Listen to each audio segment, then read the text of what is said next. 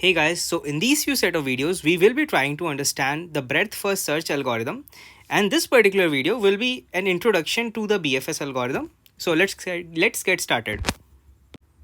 So we will try to understand the gist of BFS algorithm with the help of this graph over here. So let's call this graph as G, and we are also given a starting node X. So in this case, X is equals to 1. So given the starting node X and the graph G, the main aim of the BFS algorithm is to iterate over the remaining nodes in an increasing order of the distance from node X equals to 1. For better understanding, let's just lay down the distance of all the points in this graph over here from the node X equals to 1. So the distance of the node 1 from the node X equals to 1 will be equals to 0 because they are same. The distance of node 2 or point 2 from node X equals to 1 will be equals to 1.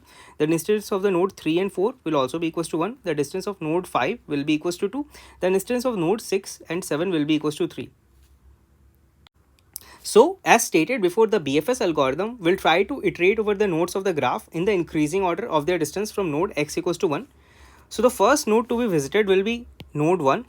Then the second node to be visited can be either of 2, 3 or 4 because all of them are at distance 1. So let's say the next second node to be visited will be 3. Then let's say the next node to be visited is 2 and the next one is 4. And after that the next node to be visited will be equals to 5 because its distance is equals to 2. And then after that between 6 and 7 any one of them can be visited by BFS. So let's say 6 gets visited first and then after that 7 can get visited. So as stated over here, the BFS algorithm tries to iterate over these nodes in this increasing order as we mentioned in here.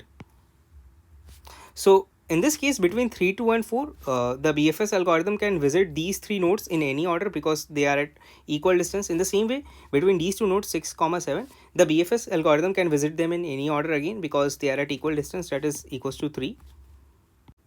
Now another way to think about this is the BFS algorithm aims to sort the nodes in the increasing order of their distance from the given node X equals to 1.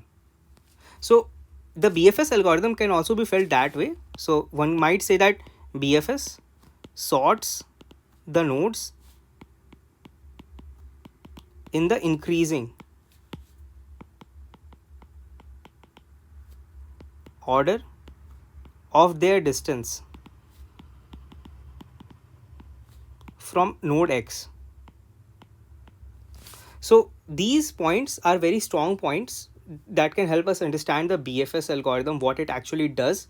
So in the next video, we will just dive into the algorithm and then we will get into the implementation part.